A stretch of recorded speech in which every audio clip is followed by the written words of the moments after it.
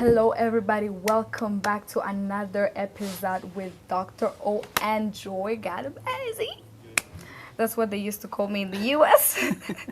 Ni Joy Gatabazi. Sivyo, I beg, please pronounce my name well.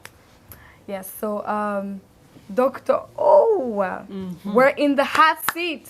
With some hot Seat. Okay. Listen, we're going to talk about the myths of singleness. They're myths for a reason. Okay, I just want to stay there. Why is it a myth? It almost feels like you can never be single in life. You, even before, because for me, singleness is not just that you don't have a husband, that you don't have a boyfriend. For me, it's just like you don't have your space. You don't know who you are. You don't know your purpose. And you have to carry many baggages, including your parents, the things that happen to you, not because you chose them, but because they chose them for you. So I almost feel like I'm never single. I've never been single because I've been on journeys with so many people. What do you have to say about singleness? All right, after taking that sip, I'm ready. Go ahead. What I have to say about the myth of singleness is that there is a difference between singleness and loneliness. So people are naturally lonely. So they try to fulfill that emptiness with relationships. So, and also, before I get on the second point, but the first point is very important, is that no matter how many relationships you go into, if you feel lonely, if you feel empty, it doesn't matter how pretty they are, it doesn't matter how much they love you, there are some things that people cannot fill up that only God can fill up. So the myth of singleness is that if I find a girlfriend, if I find a boyfriend, if I get married, then this hole I have in my soul, that this person is going to either fix it or fill it. So do you agree with me that you're never single? Because what you're saying is that when you're looking for a partner, when you're looking for a relationship, whether it's with your boyfriend or with, if it's me, with your girlfriends, it's to fill that gap of loneliness. Singleness is not bad, but people turn it into something bad. I believe that people should not be looking for relationships. Relationships should organically happen. It's like you are already on a journey and people join you.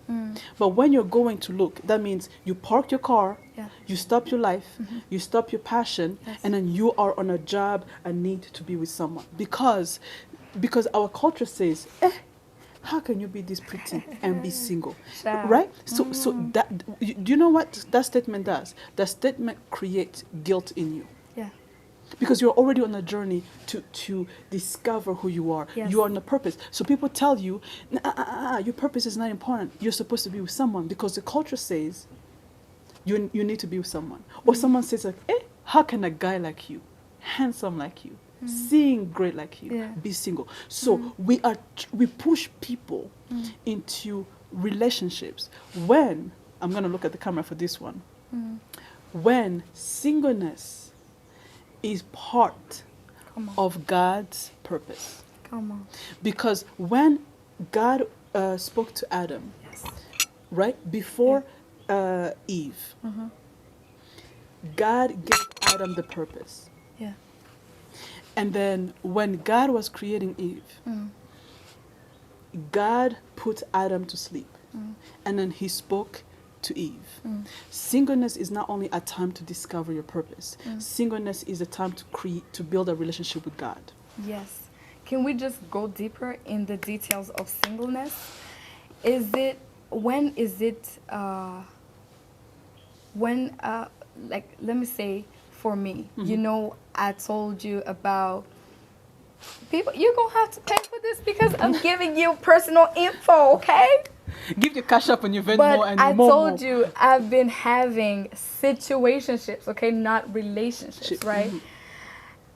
There's so much indecisiveness. When does it get toxic in singleness, where you're not in a relationship, it's not official, it's a secret to everybody else, but then you're still single? Is that okay? Is that a good place to be? What can you say about that? Okay, that question is heavy, but I'm gonna start with the first part. Okay. When is it toxic? It becomes toxic when you're trying to make the person in your life feel the part that your parents never feel.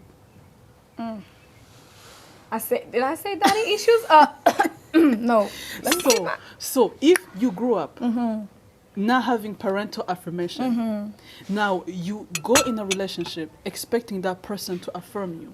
Yes. So instead of looking for that affirmation from God, now you're asking your partner, be my God, be my father, be my mother. And so that's why a lot of people sometimes, when they don't know who they are or they don't have standards, it's like, I'm going to drop all my standards. I'm not going to have boundaries. Whoever likes me, whoever wants me, they can call me anytime because I just crave something I never had growing up. Yes. And a lot of people don't understand that when you're not healed and when you're not whole, you will accept any type of treatment, any type of relationships, and most of those are situationships, because when you don't know who you are, you accept everything and everyone. I don't know. I'm being pushed too. Do we still have time? 2 minutes. 2 minutes. True or false? Have you ever, as a life coach, beloved, we're talking to a life coach because we're assuming she got everything figured out. Have you ever... Pressure. Let me tell you, no pressure, honey, because let me tell you, people here are seated in their seats and they're watching us and they're like, Dr. O is about to answer everything. I want you to answer true or false, and then you're going to tell us the impact it has had. Have you ever been in a toxic relationship, and what got you there? And if you stayed, why did you stay? True. I have been in a toxic relationships. And here's the thing. When you're in a toxic relationship, the Holy Spirit will show you the red flags. Now, what you choose to do with the red flags is up to you. So the Holy Spirit showed me red flags. I refused. My siblings were like, my mentor's wife was like, I don't think this is right. So I stayed even though I had all the signs. And we always assume that people stay because they don't see the signs. People stay because they deny the truth of the sign. Yes. So until one day something happened. And then I had to ask myself, would I want my kids to be like him? Would I want my son to be like him?